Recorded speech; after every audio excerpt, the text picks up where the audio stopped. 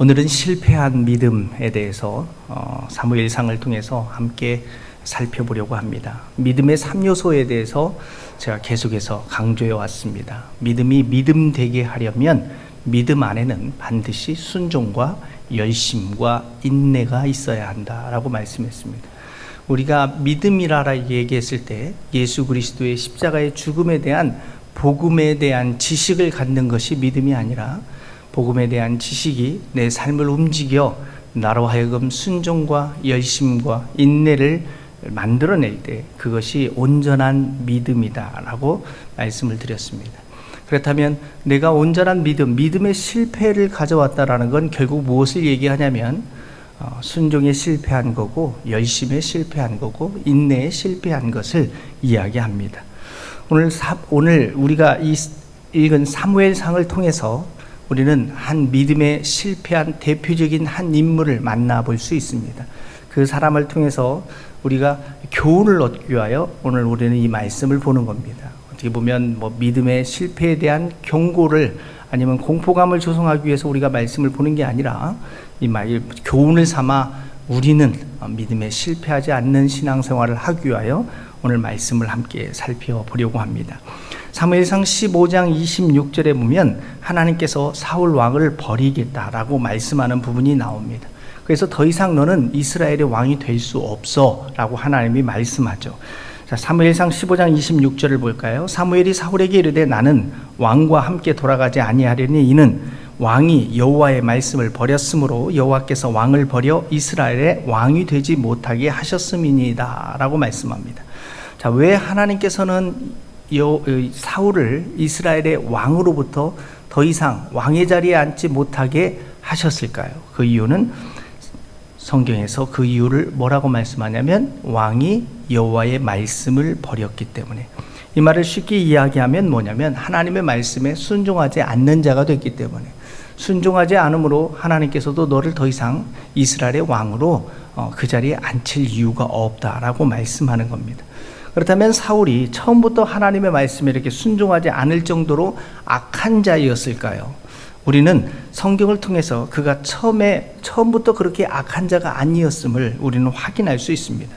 그렇다면 그는 처음에는 어떤 자세와 태도를 가지고 인생을 살았을까요? 사무엘상 9장 1절에 보면 베냐민 지파에 기스라 이름하는 유력한 사람이 있으니 그는 아비엘의 아들이요 스롤의 손자요 베구랏의 증손이요 아비야의 현손이며 베냐민 사람이라. 왜 이렇게 자세하게 9장 1절을 사울에 대한 소개로 시작하냐면 사울은 역사적 가공 인물이나 우화나 신화의 인물이 아니라 실존 인물이었음을 우리에게 알게 하기 위해서, 이렇게 역사적 존재였음을 깨닫게 하기 위해서 이렇게 그에 대해서 자세하게 소개하고 있는 겁니다. 만일 사울이 거짓된 사람이라면 이곳에 있는 베냐민 지파요 여기서 증손이고 현손이고 손자라고 소개했던 모든 것들이 다 거짓이 되는 거겠죠. 자, 그에 대한 평가가 9장 2절에 나타납니다. 그 기스에서 아들이 있으니 그의 이름은 사울이요 준수한 소년이다 라고 표현하고 있죠. 여기서 준수하다 라고 이야기하는 건 선하다, 착하다 라는 말입니다. 그러니까 이스라엘 자손 중에 그보다 더 준수한 자가 없고 그보다 착한 사람이 없을 정도로 그렇게 선하고 착한 사람이 사울이었다라고 이야기합니다. 거기에다가 외모 또한 대단했다라고 이야기하는 거죠. 키가 모든 백성들보다 어깨 위나 더할 정도로 그렇게 큰 키를 갖고 있으면서도 선한 사람이었다라고 그에 대한 평가를 하고 있습니다. 그 또한 삶 가운데서 굉장히 순종적인 태도를 가지고 살고 있는 모습이 사무엘상 9장 3절부터 기록되어 있습니다. 사울의 아버지 기스가 암나귀를 잃어버렸습니다. 자신의 나귀를 잃어버리고서 그 나귀를 찾으라고 했을 때 두말하지 않고 사울은 잃어버린 아버지의 나귀를 찾기 위해서 길을 떠나는 모습이 9장 3절에 4절에 그렇게 기록되어 있습니다. 자, 4절의 말씀을 보니까 에브라임 산지와 살리사 땅을 두루 다녀보았으나 찾지 못하고 사알림 땅으로 두루 다녀보았으나 그곳에 없었고 베냐민의 땅으로 두루 다녀보았으나 찾지 못하고, 얼마나 성실한 자세와 태도로 대충 찾은 것이 아니잖아요. 두루 다녔다라는 것은 그가 아버지가 원하던 것들을 이루어드리기 위해서 얼마나 열심히 찾고 있었는가를 우리에게 소개하고 있는 내용입니다. 아버지에게 순종적이었고, 그리고 성실하고, 그리고 맡은 일에 대해서 최선을 다하고 있는 이 사울 왕의 모습, 사울의 모습이죠. 이때는 왕이 전이니까. 그러한 모습이 이 성경에 잘 기록되어 있습니다. 또 5절에 보니까 그들이 숲땅에 이를 때에 사울이 함께 가던 사원에게 이르되 돌아가자, 내 아버지께서 암나기 생각은 고사하고 우리를 위하여 걱정하실까 두려워하노라. 이렇게 이제 그만 돌아가자. 차라리 아버지께서 이 암나기 걱정이 아니라 이제는 우리를 잃어버렸을 거라고 해서 걱정할 것 같다라고 이야기할 때 6절에 그가 대답하되 보소서 이 성읍에 하나님의 사람이 있는데 존경을 받는 사람이라. 그가 말한 것은 반드시 다 응하리나이다. 그리로 가사이다. 그가 혹 우리가 갈 길을 가르쳐 줄까 하나이다 라고 지금 사환이 그에게 조언을 주고 있는 거죠. 사환이라는 것은 종을 얘기합니다. 자신의 몸종이었던 그런 사람이었습니다. 사울이 자신의 몸종이 이렇게 제안을 함에도 불구하고 그는 기꺼이 따를 정도로 그렇게 순수한 사람이었음을 보게 됩니다. 어떻게 보면 자기 종이 자기한테 얘기할 때 그렇지 않아요? 우리가 대부분 자신의 생각과 다를 때 그냥 이렇게 그냥 딱 잘라버려서 한마디로 그냥 잘라버리는, 말도 안 돼 하면서 잘라버릴 수도 있지만 9장 10절에 보니까 사울이 그의 사환에게 이르되 내 말이 옳다 가자 하고 이렇게 하나님의 사람을 찾아서 나설 정도로 그렇게 순수함을 보여주고 있는 대목들이 바로 사무엘상 9장에 나타나고 있습니다. 자, 사울이 베냐민 지파다라고 소개하고 있는 것은 이스라엘에 12지파가 있는데 12지파 중에 가장 작은 지파, 연약한 지파가 바로 이 베냐민 지파입니다. 그러니까 그런 지파에서 이스라엘의 왕이 나온다라는 것 자체는 다른 공동체죠. 다른 지파의 공동체, 더군다나 큰 지파의 공동체가 인정하기가 참 쉽지 않은 것입니다. 그리고 이 작은 지파에게 그 리더십을 준다는 건 거대한 지파들이 많음에도 불구하고 이 작은 지파의 사람에게 리더십을 준다는 건 참 쉽지 않은 거죠.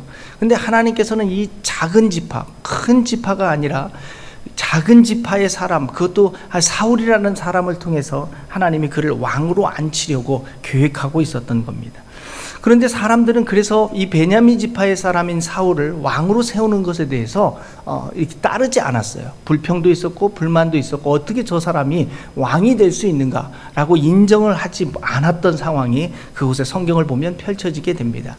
그런 상황에서 하나님은 사울에게 리더십을 주기 위해서 암몬 자손과의 암몬 사람들과의 전쟁을 일어나게 하는 거죠. 그래서 암몬과의 전투에서 사울에게 하나님께서 지혜를 주셔서 승리할 수 있도록 도와주십니다. 그것으로 인해서 이제 사울은 리더십을 한 번 더 인정받게 되는 거죠.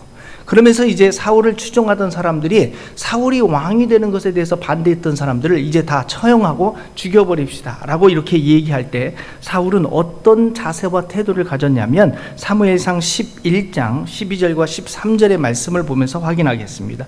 백성이 사무엘에게 이르되 사울이 어찌 우리를 다스리겠느냐 한 자가 누구니까 그들을 끌어내소서 우리가 죽이겠나이다.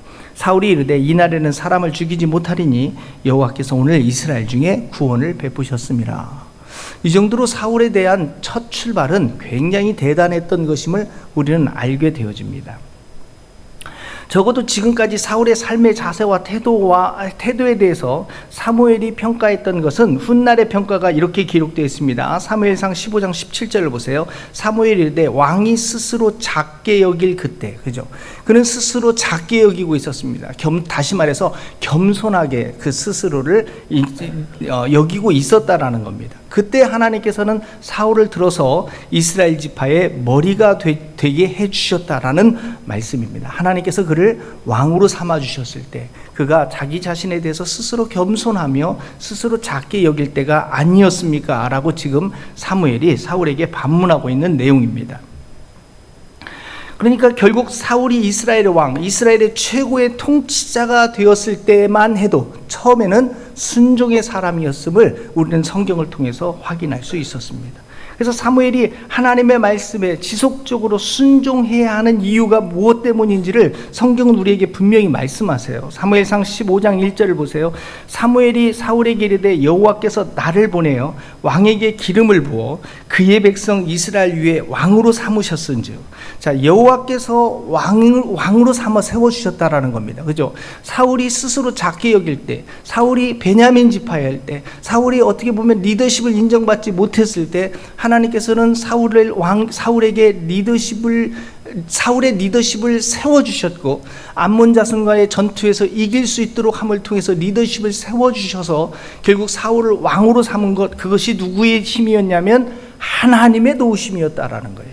그러니까 이제 어떻게 하라라고 말씀해요? 왕은 여호와의 말씀을 들으라라고 말씀하고 있는 겁니다.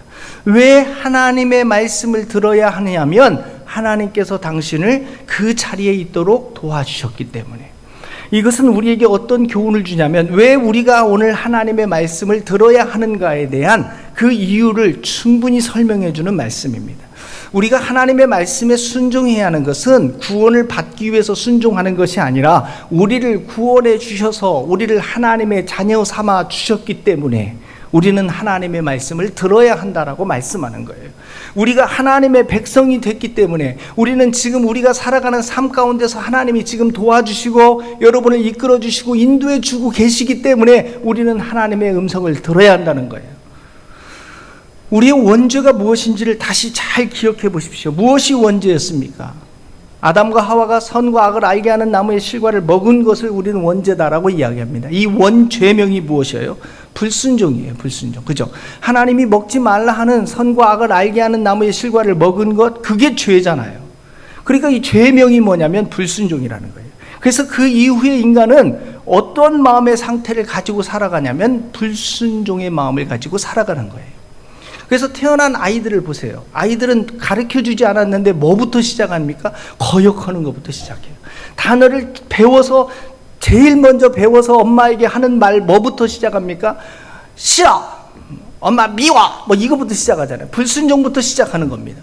이게 왜냐하면 원죄예요. 우리는 날 때부터 불순종에 사로잡혀서 이게 싫어부터, 싫어, no, 안 해, 이것이 우리의 삶으로 배어 있는 거, 이게 원죄가 우리에게 나타났다라는 거죠. 결국 우리가 이렇게 순종하지 못하는 삶의 자세와 태도가 어디로부터 시작됐냐면 죄의 결과라는 거예요. 죄의 결과.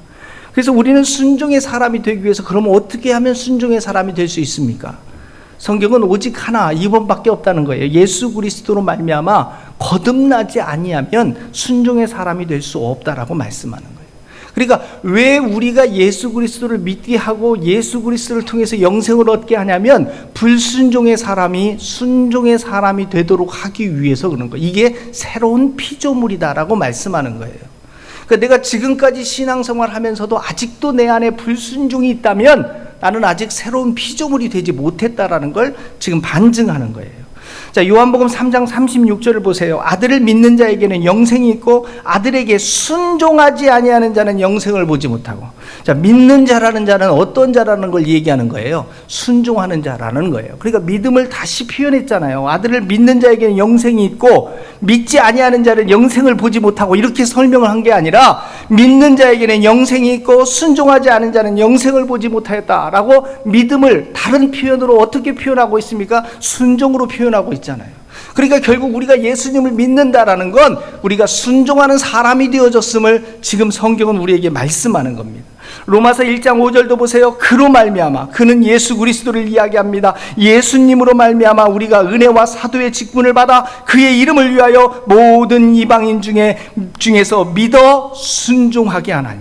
자, 믿어서 무엇하게 하기 위하여 복음을 전하고 있습니까? 무엇하도록 하기 위하여 그의 이름을 위하여 우리가 살아가는데 무엇하도록 하기 위해서 그의 복음을 전했다고 사도 바울이 말씀해요? 순종하도록 하게 하기 위해서. 그렇습니다. 그러므로 그리스도인이 되어졌다라는 것은 불순종했던 내 자신이 새로운 피조물이 되어 순종의 사람이 되었다라는 거예요. 이게 거듭남이다라는 거예요. 다시 태어난 거예요.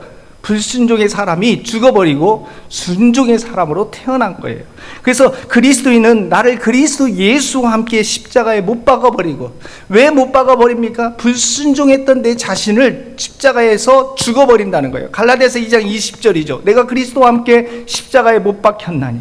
그래서 그리스도와 함께 새로운 피조물이 돼서 다시 예수님과 함께 산다라는 거죠. 내가 이제 사는 것은 나를 위하여 십자가에 죽으신 예수 그리스도를 위하여 산다라는 것은 이제는 순종의 사람이 되어 새롭게 태어났다, 거듭났다 라고 말씀하는 거예요. 그러므로 진정한 믿음의 사람이 됐다라는 것은 순종의 사람이 된 것이에요. 그렇다면 아직 나의 삶 가운데서 아직 순종의 태도나 자세가 나타나고 있지 못하다라는 것, 그것은 내가 온전한 믿음을 갖지 못한 것이라는 거예요. 이것을 위하여 기도해야 돼요. 이것을 위하여 기도해야 돼요. 믿음의 사람이 돼야죠. 사울 왕 또한 하나님의 사람이 되었다면 하나님의 말씀에 마땅히 순종하며 살아야 했던 건데, 그런데 그가 순종하지 않았던 모습들이 나타납니다. 자, 하나님이 사무엘상 15장 3절에 보면 명령하세요. 지금 가서 아말렉을 쳐서 그의 모든 소유를 남기지 말고 진멸해라. 남녀와 소아와 젖먹는 아이와 우양과 낙타와 나귀를 죽이라. 이렇게 말씀하셨어요. 그런데 사울왕은 하나님의 명령에 대해서 어떻게 반응하냐면 15장 8절 9절을 볼게요. 아말렉 사람의 왕 아각을 사로잡고 칼날로 그의 모든 백성을 진멸하였으되, 사울과 백성이 아각 왕과 그의 양 소의 가장 좋은 것 또는 기름진 것과 어린 양과 모든 좋은 것은 남기고 진멸하기를 즐겨하지 아니하고 가치 없고 하찮은 것은 진멸하니라. 이게 바로 사울 왕의 태도라는 거예요. 자세라는 거예요. 그러니까 왜 순종하지 못하는지에 대해서 지금 성경이 분명히 우리에게 말씀해 주는 거죠. 자기가 판단의 기준이 되기 시작한 거죠.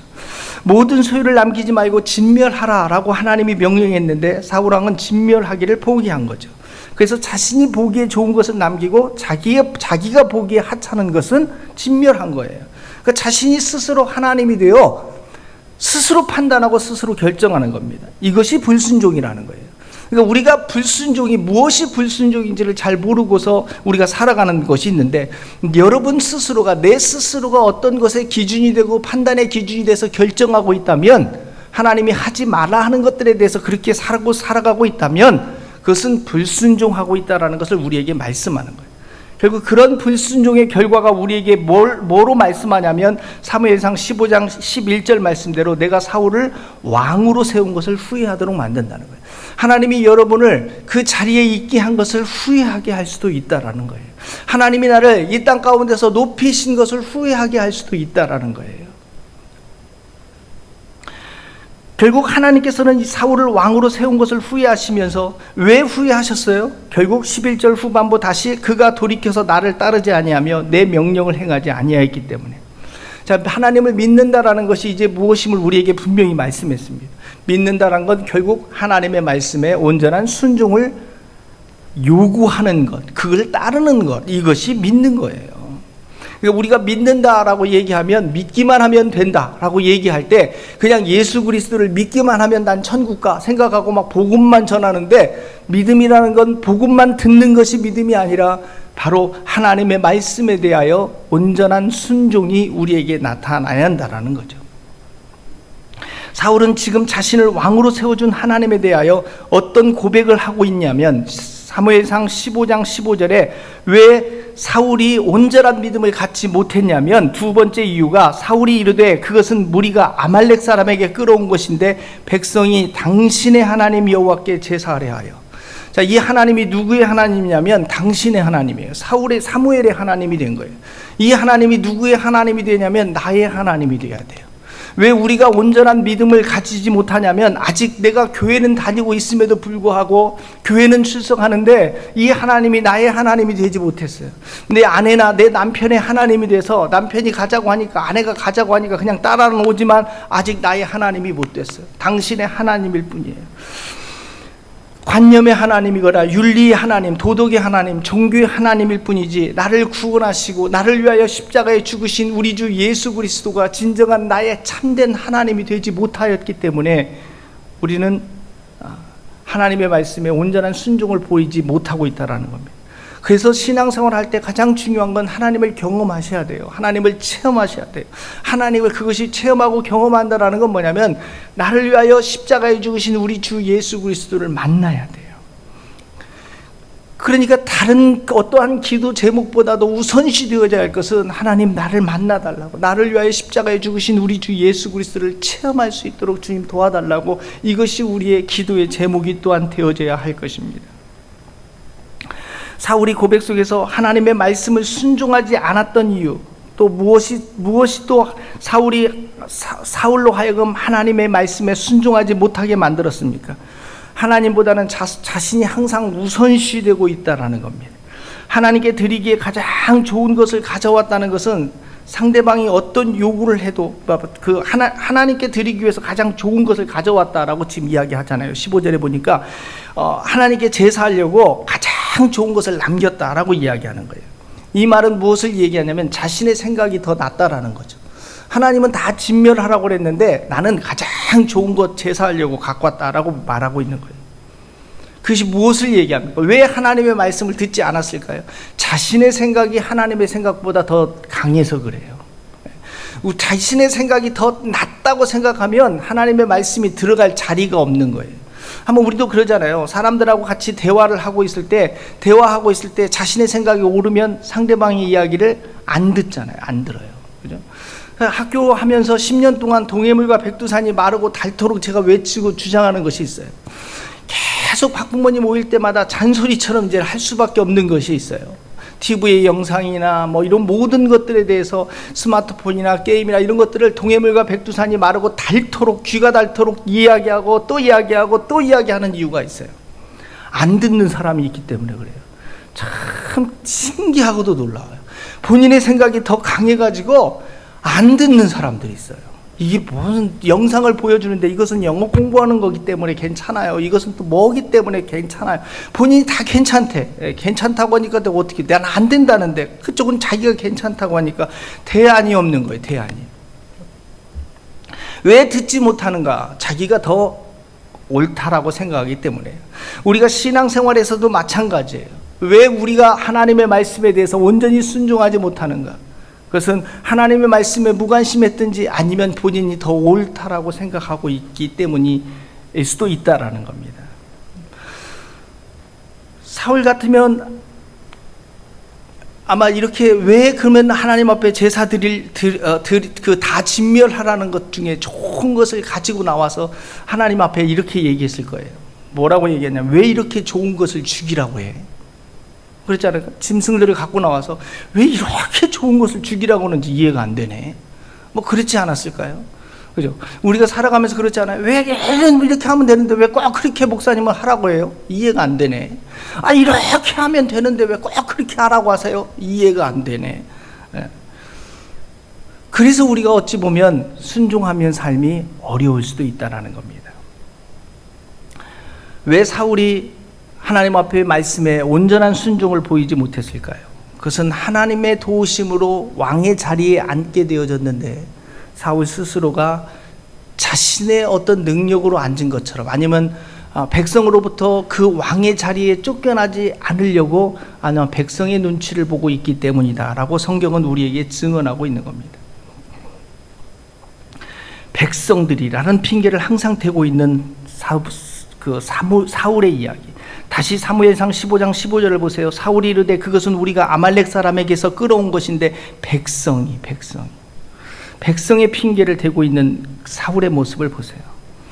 왜 자꾸 남의 핑계를 대고 있을까요?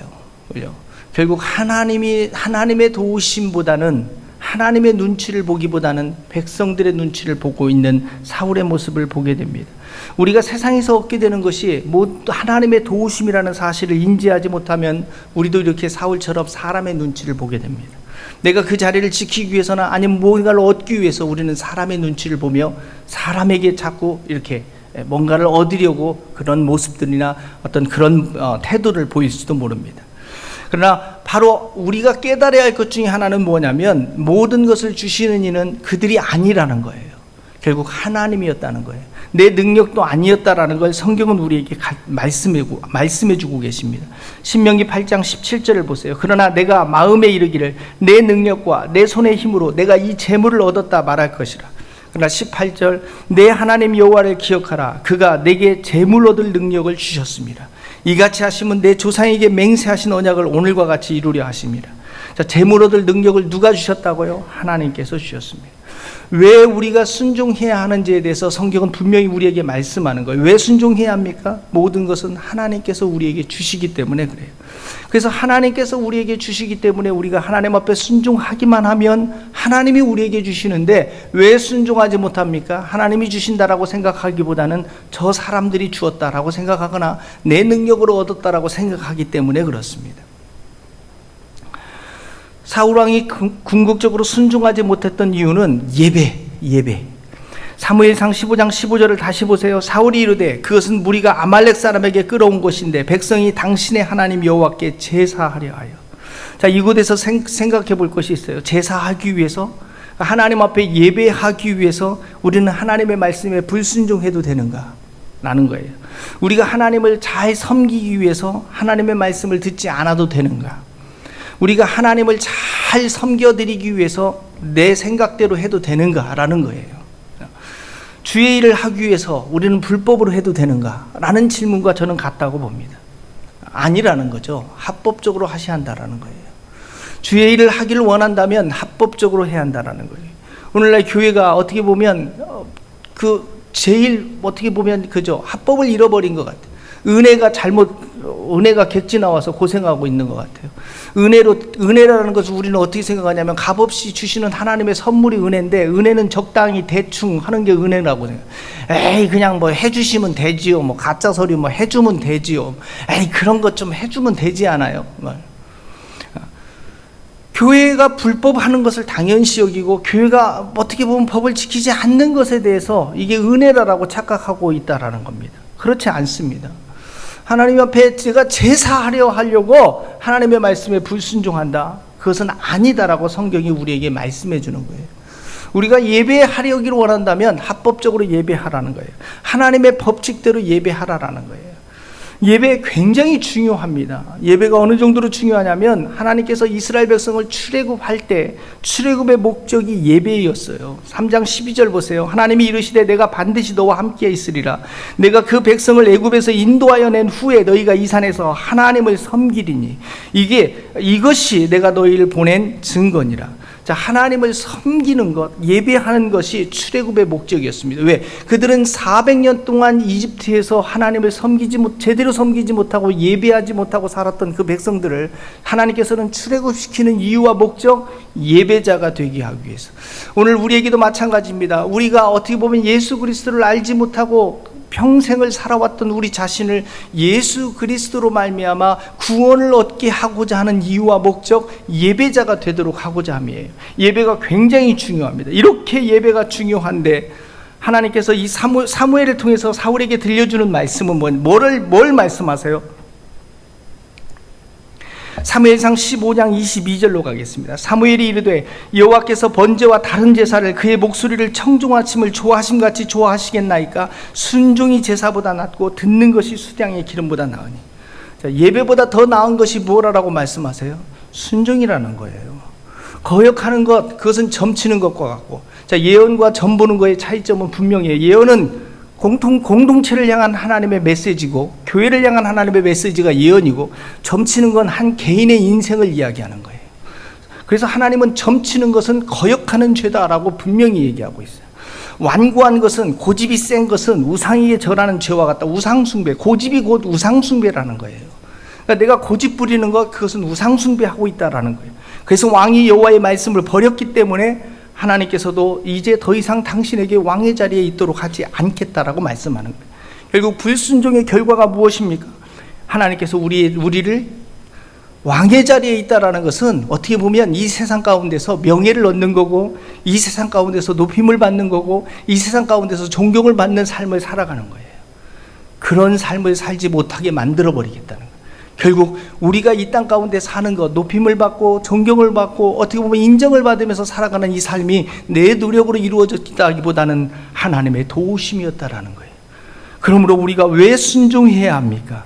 하나님 앞에 순종할 때 우리의 순종은 반쯤 순종이 돼서는 안 돼요. 내 생각으로만 순종되어지는 건 온전한 순종일 수 없다라는 겁니다. 하나님 앞에 드려지는 순종은 온전하고도 완전한 순종이어야 돼요. 반토막 순종은 순종이질 않아요. 내 생각이 들어가면 반절밖에 순종이 되지 않습니다. 내 생각에 들어간 순종은 온전한 순종일 수 없어요. 하나님을 섬기기로 우리가 작정했다면, 예수 그리스도를 나의 구주와 주님으로 영접하기로 작정했다면 우리는 온전한 순종을 하나님 앞에 드릴 수 있어야 돼요. 이것이 훈련이에요. 그러니까 누구만이 온전한 순종을 할 수 있냐면 하나님의 뜻대로만 이루어진다라는 걸 믿는 자들이 온전한 순종을 할 수 있어요. 그렇지 않으면 불안해서 못해요. 그렇게 안 될 텐데요. 하나님이 도와주지 않는다라는 걸 생각해 보세요. 어떻게 할 수 있어요? 그러나 아무리 날아다녀도 결국 부처님의 손바닥 안에 있다라고 얘기했던 그 손오공의 이야기처럼 우리가 아무리 별의별 짓을 다 해도 하나님의 절대 주권 아래에 있다라는 것만 우리가 깨닫는다면 우리는 그냥 내 인생을 하나님 앞에 온전히 드릴 수 있는 순종하는 자세와 태도가 나타날 수 있습니다. 그렇지 못하면 우리는 조바심 속에서 불안해할 수밖에 없다라는 겁니다. 믿음에 실패했던 두 번째 이유가 열심을 다하지 못했습니다. 자, 열심이라는 것이 어떠한 열심이냐면 하나님께 열심이에요. 하나님께 열심을 우리는 충성이다라고 이야기합니다. 이 충성은 영어로 faithfulness예요. faith가 뭐예요? faith, 믿음이라는 거죠. 그러니까 하나님에 대한 절대적 믿음을 가진 자만이 그 대상에 대해서 충성할 수 있는 거예요. 그러니까 그 대상을 믿지 못하면 그 대상에게 충성하지 못해요. 직장인도 마찬가지잖아요. 여러분, 상사에게 믿음을 보이는 자만이 상사에게 충성할 수 있는 것처럼 믿음을 보이지 못하면 충성할 수 없어요. 그 충성은 무엇을 동반하냐면 열심을 동반하는 거예요. 그런데 그 열심이 누구를 향한 열심이냐가 결정하는 거예요. 그러니까 열심히 살아야 하는데 그 열심이 하나님께 대한 열심이냐 나에 대한 열심이냐는 거죠. 그러니까 믿음이라는 건 하나님께 대한 열심을 나타내는 것, 곧 충성을 보이는 것, 이게 믿음이라는 거예요. 내 일에 대하여 열심히 사는 건 믿음이지 않습니다. 사무엘상 10장 6절을 보세요. 내게는 여호와의 영이 크게 임하리니 너도 그들과 함께 예언을 하고 변하여 새 사람이 되리라. 이 징조가 내게 임하거든 너는 기회를 따라 행하라. 하나님이 너와 함께 하시느니라. 너는 기회를 따라 행하라. 하나님이 너와 함께 하시느니라. 이 말씀이 무엇을 얘기하냐면 하나님께서 너에게 기회를 주셨을 때 최선을 다하라는 거예요. 하나님은 우리의 삶 가운데서 변하여 새 사람이 되었을 때 하나님은 우리 가운데 기회를 주신다라는 거예요. 이것을 새 번역은 이렇게 번역했어요. 이런 일이 그대에게 나타나거든 하나님이 함께 계시는 증거이니 하나님이 인도하시는 대로 따라하십시오. 다시 말해서 하나님이 내 인생에 기회를 줬는데 그 기회를 가지고 하나님이 인도하시는 대로 쓰라라는 건 하나님께 충성하라는 거예요. 근데 우리는 그 기회를 가지고 누구를 위하여 사용하냐면 자신의 열심을 위하여 쓰는 거예요. 사울이 전쟁에서 승리했어요. 이 전쟁에 승리를 주신 분이 누구예요? 하나님이잖아요. 이게 기회를 주신 거란 말이에요. 이 기회를 줬을 때 이 기회를 사용하여 하나님의 영광을 위하여 사용해야 하지 않을까요? 그런데 사울이 어떻게 하는지 15장 12절을 보세요. 사무엘이 사울을 만나려고 아침에 일찍 일어나더니 어떤 사람이 사무엘에게 말하여 이르되 사울이 갈멜에 이르러 자기를 위하여 기념비를 세우고 발길을 돌려 길갈로 내려갔다 하느니라. 자, 전쟁에서 승리하게 하셨으면 승리하게 하신 그 기회를 줬잖아요. 그러면 이 기회를 통해서 하나님을 위하여 하나님을 따르는 데 사용해야 하는데 결국 누구를 위하여 기념비를 세워요? 자신을 위하여 기념비를 세우잖아요. 이게 사울 왕의 열심이, 잘못된 열심이 결국 뭐냐면 자신을 위하여 살아가는 열심이에요. 우리 주 예수 그리스도로 말미암아 우리가 구원을 받았다면 내게 주신 이 인생의 기회를 따라서 하나님의 영광을 위하여 우리가 열심을 다해야 하는데 우리의 열심이 자신을 위한 열심이 돼버리고 있다는 거예요. 이게 불순종이라는 거고 이게 바로 믿음에서 떨어져 나간다라는 거예요. 자, 사무엘상 15장 30절을 보세요. 사울이 이르되 내가 범죄하였을지라도 이제 청하노니 내 백성의 장로들 앞과 이스라엘 앞에서 나를 높이사 나와 함께 돌아가서 내가 당신의 하나님 여호와께 경배하게 하소서. 자, 내가 범죄하였다 하면 하나님 앞에서 무릎 꿇어 회개해야 할 자가 결국 어떻게 이게 나를 높이사, 결국 누구를 위한 열심의 삶을 살고 있어요? 백성들 앞에서 자신만을 높이려고 살아가고 있는 그의 비참한 인생을 우리는 보게 되는 거예요. 결국 사울의 열심은 하나님께 대한 열심이 아니라 하나님께서 주신 기회를 가지고 자신을 위한 열심으로 살아가는 거예요. 하나님께서 여러분의 인생에 기회를 줬는데 여러분에게 주신 이 기회의 인생을 가지고 자신의 부를 위해서 살아간다는 것과 똑같아요. 하나님께서 여러분에게 인생의 기회를 줬는데 이 기회를 가지고 자신의 명예, 자신을 높이기 위한 인생으로 살아가는 것과 똑같다니까요. 오직 자신이 세상에서 높아지기 위해서, 오직 세상에서 자신을 위해서 열심을 내고 있다면 사울과 무엇이 다를까요? 왜 그러한 우리를 구원해 주셔야만 했을까요? 하나님이 왜 우리를 구원해 줬을까요? 왜 하나님께서 이 사울을 이스라엘의 왕으로 삼아주셨을까요? 신앙생활이라는 것 자체는 자신만을 위하여 신앙생활을 하라고 우리에게 결코 준 게 아니에요. 근데 우리는 우리를 위해서 신앙생활 하잖아요. 이게 우상숭배예요. 신앙생활은 여러분의 감정을 달래는 게 아니에요. 여러분의 기분을 좋게 하고 평안하게 하기 위해서, 만족하게 하기 위해서 신앙생활을 하는 게 아니라니까요. 그건 우상숭배라니까요. 자기를 위하여 하잖아요. 자기를 위한 열심, 이건 우상숭배라니까요. 주님을 위한 열심이 돼야 돼요. 주님을 섬기는 열심이 돼야 돼요. 그것이 어디든. 누가 하나님께 열심을 낼 수 있습니까? 결국 누가 하나님께 열심을 낼 수 있는 자가 될까요? 하나님께 열심인 사람은 누구보다도, 자신보다 누가 더 잘 됐을 때 기뻐해 줄 수 있어야 돼요. 전쟁에서 들어왔는데 모든 여인들이 막 사울을 천천히요 하고 축복했던 사람들이 다윗에 대해서는 만만히요 하고 이렇게 칭찬을 하는 거죠. 사무엘상 18장 8절에 보니까 사울이 그 말에 어떻게 돼요? 기분 나빠하는 거예요. 왜 기분이 나빴을까요? 자신이 인정받고 축복받아야 하는데, 자신이 잘나야 하는데 경쟁자가 생긴 거예요. 불안하죠. 그래서 그 경쟁자가 오히려 그 축복받는 자를 더 축복해줘야 하잖아요. 근데 사무엘상 18장 29절에 보니까 사울이 다윗을 더욱더욱 두려워하여 평생에 다윗의 대적이 됐어요. 축복하고 함께하고 기뻐해야 할 사람을 원수가 되게 만드는 거예요. 감사하고 고마워야 할 대상에 대해서 적으로 돌려버리는 거죠. 그 사람 때문에 마음이 불편한 거예요. 괜히 마음이 그냥 부러우면 지는 거라고 부러워지는 거예요. 왜 하나님 나는 왜 축복 안 해주시나요? 왜 저 사람은 저렇게 잘 되는데 나는 이게 뭐예요? 왜 나는 이렇게 하나님 열심히 섬기는데 나는 이렇게 되는 게 하나도 없는 것 같아요. 이 사람들은 하나님께 열심히 있는 자들이 아니라 자신에게 열심히 있는 자들이라 그래요. 기분 나빠하면 지는 거예요. 그건 하나님께 열심히 있는 자가 아니에요. 하나님께 열심히 있는 자들은 자신에게 뭐가 된들 그게 무슨 소원, 무슨 의미가 있어요? 결국 하나님을 위해서 살아가는데 하나님이 기뻐하시면 되잖아요. 하나님이 만족해 하시면 되잖아요. 그런 걸 위해서 우리가 신앙생활 하는 것 아니었었어요? 여러분 자신을 만족해 하려고 신앙생활 하셨어요? 여러분을 기쁘게 하기 위해서 신앙생활 하셨어요? 여러분이 만만히요 천천히라는 소리에 칭송을 받기 위해서 신앙생활 하셨어요? 그럼 믿음을 잃어버리는 거예요. 그건 사울이 되는 거예요. 누구를 위하여 종을 울리십니까? 주님을 위하여, 하나님을 위하여 신앙생활 하셔야 돼요. 비록 내가 십자가에 못 박혀 죽는 자니다, 내가 손해보고 내 목이 사도 바울처럼 떨궈져 나가는 한이 있어도 나는 주님을 위한다면 기꺼이 내 자신도 내어드릴 수 있는 열심, 내 자신을 희생시켜낼 수 있는 그 열심, 헌신, 그것이 믿음이에요. 세 번째, 믿음에서 실패한 이유는 인내하지 못했기 때문에 그래요. 다음 말씀 속에서 사울의 긴박함을 한번 보세요. 사무엘상 13장 5절부터 볼게요. 블레셋 사람이 이스라엘과 싸우려고 모였는데 병거가 3만이요 마병이 6천이요 백성은 해변에 모래같이 많더라. 그들이 올라와 벳아웬 동쪽 믹막스에 진침해 이스라엘 사람들이 위급함을 보고 절박하여 굴과 수풀과 바위 틈과 은밀한 곳과 웅덩이에 숨으며, 어떤 히브리 사람들은 요단을 건너 갓과 길르앗 땅으로 가되 사울은 아직 길갈에 있고 그를 따른 모든 백성은 떨더라. 사울은 사무엘이 정한 기한대로 이레 동안을 기다렸으나 사무엘이 길갈로 오지 아니하며 백성이 사울에게서 흩어지는지라. 자, 이런 상황에서 여러분 같으면 어떻게 할 것 같아요? 이 불안함, 이 긴박함, 이것에서 그저 초조해지는 건 당연한 것 아니겠어요? 이런 상황에서 기다리라고 하면 여러분 얼만큼 기다릴 수 있을 것 같아요? 사울 왕도 기다리지 못하고 하나님의 은혜를 입지 못했기 때문에 어쩔 어찌할 수 없이 자기가 제사를 드리는 거예요. 사무엘상 13장 9절.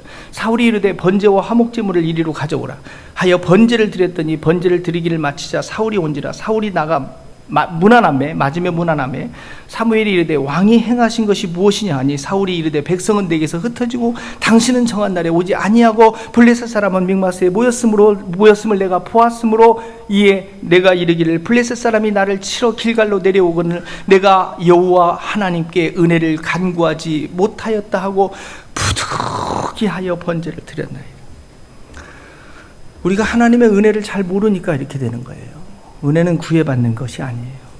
은혜는 빌어받는 것이 아니고 은혜는 어떤 행동에 대한 대가로 집을 받는 게 아니에요.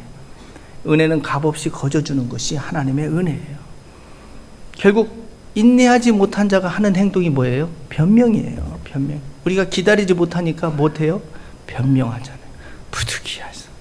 이유가 많은 이유. 왜 이유가 많을까요? 못 기다리니까. 하나님은 우리의 변명을 듣고 싶어 하는 것이 아니라 하나님은 우리가 기다리는지를 보고 싶어서 고난을 주시는 거예요. 왜 내 삶 가운데 어렵고 초조하고 긴박하고 막 이런 환경을 내게 주냐면 그 상황을 인내하고 있는지를 보고 싶어서 그런다니까요. 근데 우리는 초조해하고 불안해하잖아요. 그리고 우리가 해버린단 말이에요. 그래서 인내에 실패하는 거예요. 우리가 인내에 실패하면 결국 하나님의 말씀에 믿음에 실패하면 하나님은 다른 사람을 찾으셔요. 그걸 아셔야 돼요. 하나님이 이 사람을 찾아서 일하고 싶은데 그 사람이 믿음의 사람이 되지 못했어요. 순종하지 못하고 그 사람이 하나님에 대한 열심이 없고 그리고 인내하지 못할 때 하나님은 다른 사람을 찾으시는 거예요. 사무엘상 13장 13절에 보세요. 사무엘이 사울에게 이르되 왕이 망령되이 행하였도다. 왕의 하나님 여호와께서 왕에게 내리신 명령을 지키지 아니하였도다. 그리하였더라면 여호와께서 이스라엘 위에 왕의 나라를 영원히 세우셨을 것이오늘 지금은 왕의 나라가 길지 못할 것이라. 여호와께서 왕에게 명령하신 바를 왕이 지키지 아니하였으므로 여호와께서 그의 마음에 맞는 사람을 구하여 여호와께서 그를 그의 백성의 지도자로 삼으셨느니라 하고, 그에 맞는 사람을 구하여. 하나님은 오늘 그 사람을 찾고 있다는 것 기억하시기 바랍니다. 하나님은 오늘 이 시대에도 하나님의 마음에 맞는 사람을 찾고 있는 거예요. 그 마음에 맞는 사람이 어떤 사람이냐면 믿음의 사람이에요. 그 마음에 맞는 사람이 어떠한 사람이냐면 하나님의 말씀에 그냥 무조건 순종하고 그리고 하나님을 위한 열심을 갖고 있으며 어떤 환경 속에서 하나님을 기다리고 인내할 줄 아는 사람, 하나님의 마음에 합한 자, 그 사람을 하나님은 찾고 있는 거예요. 그 사람을 일컬어 믿음의 사람이다라고 성경은 우리에게 말씀하는 거예요. 무엇이 믿음의 사람입니까? 예수 그리스도께서 내 죄를 위하여 십자가에 달려 돌아가신 것을 믿는 것 맞습니다. 그것도 믿음이지만, 그러나 진정한 믿음은 그 믿음과 복음을 간직한 자가 하나님의 말씀에 대하여 순종하며 하나님께 충성을 다하며 하나님을 기다릴 줄 아는 자, 그것을 진정한 믿음의 사람이다라고 오늘 성경은 우리에게 증언하고 있습니다. 하나님은 여러분에게 어떤 고백을, 여러분이 이름을 들었을 때 어떤 고백을 받기 원합니까? 사무엘상 15장 35절에 사무엘이 죽는 날까지 사울을 다시 가서 보지 아니하였으니 이는 그가 사울을 위하여 슬퍼함이었고 여호와께서는 사울을 이스라엘 왕으로 삼은 것을 후회하셨습니다. 이것이 여러분의 이름의 세자로 남아있는다면 얼마나 불행한 우리의 인생이 되겠어요. 평생 내가 예수님을 믿는다라고 이렇게 내 삶을 희생하고 헌신하고 아무것도 안 하고 오직 예수 교회하고 집 밖에 왔다 갔다 하지 않았는데, 만일 하나님께서 여호와께서 여러분을 이스라엘 왕으로 삼은 것을 내가 후회하더라, 이런 후회가 나오는 믿음 생활을 하고 있었다면 이것보다 더 비참한 믿음이 어디 있을까요? 하나님이 후회하지 않는 삶, 인생을 살아야지 않을까요? 사무엘이 사울을 위하여 슬퍼하지 않는 그런 인생을 살아야 하지 않을까요? 어떻게 보면 국진호 목사가 여러분 때문에 슬퍼 눈물로 기도하는 그런 사람이 되지 않는 그런 신앙생활을 해야 하지 않을까요?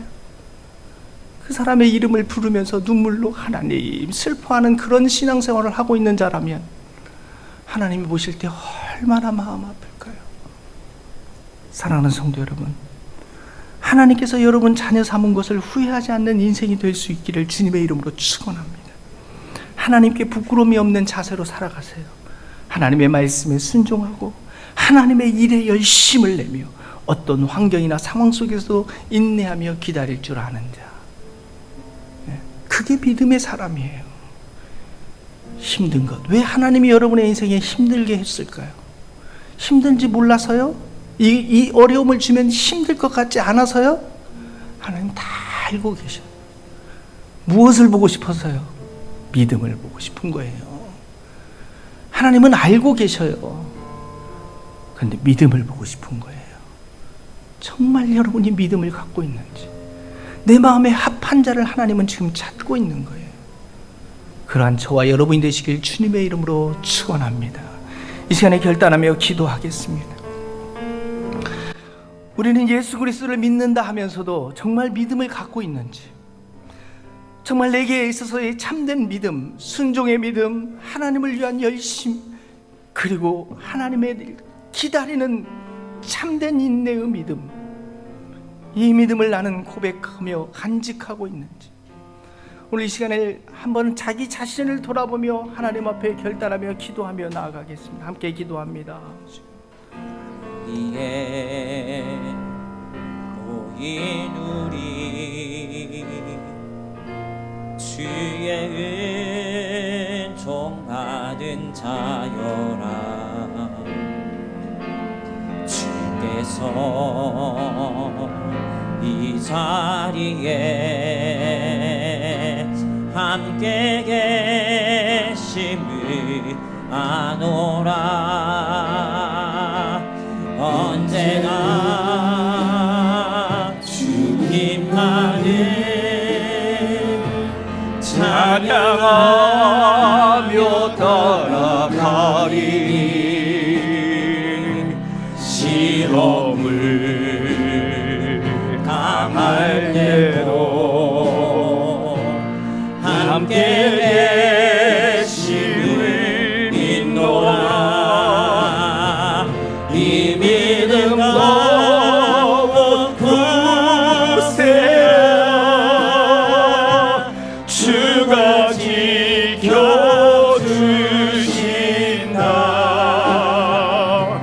어두운 밤에도 주의 알리를 인도하여 주신다. 주님이 뜻하시니 헤아리기 어렵더라도 언제나 주 뜻 안에 내가 있음을 아노라. 사랑과 말씀들이 나를 더욱 새롭게 하니, 때로는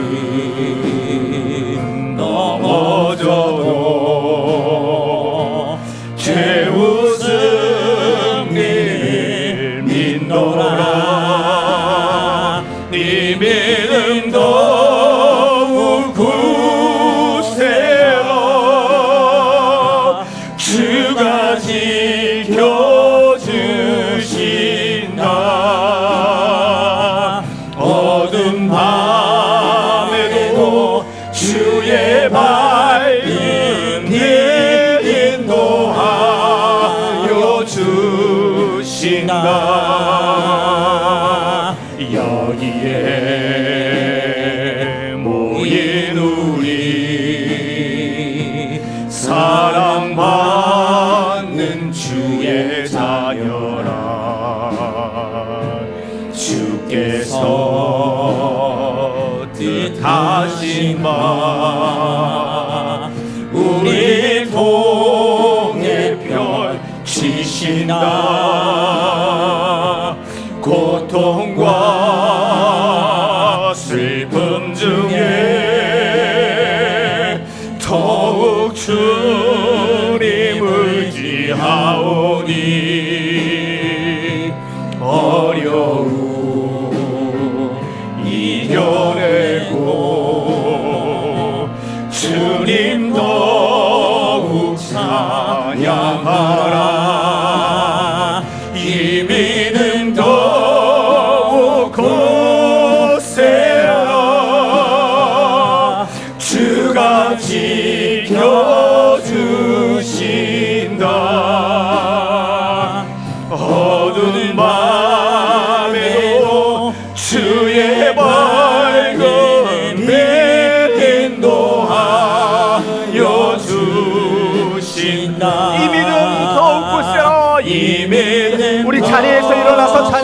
기도합니다. 곳에라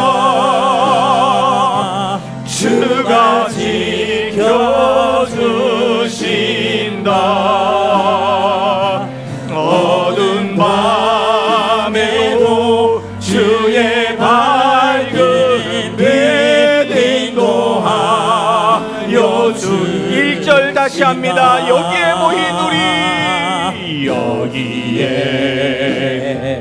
모인 우리 주의 은총, 주의 은총 받은 자여, 주께서 이 자리에, 주께서 이 자리에 함께 계심을 아노라. 함께 계심을 아노라. 언제나 주님만을, 언제나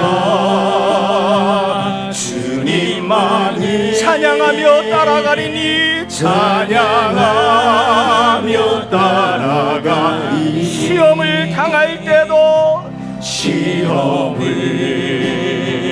당할 때도 함께 계심을 믿노라. 함께 계심을 믿노라. 이 믿음 더욱 굳세라. 이 믿음 더욱 굳세라. 주가 지켜주신다. 아멘.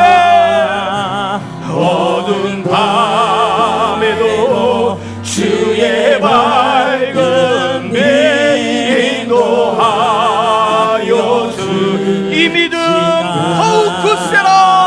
이 믿음 더욱 굳세라. 주가 지켜주신다. 어두운 밤에도 주의 밝은 빛 인도하여 주신다. 주의 믿음 더욱 굳세라. 주가 지켜주신다.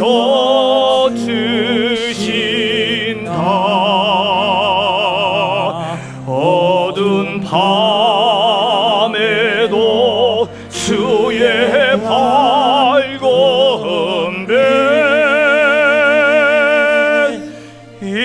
인도하여 주신다.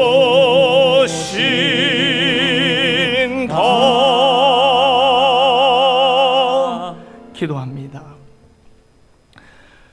그렇습니다, 주님. 우리의 믿음이 더욱 강건해지게 하여 주옵소서.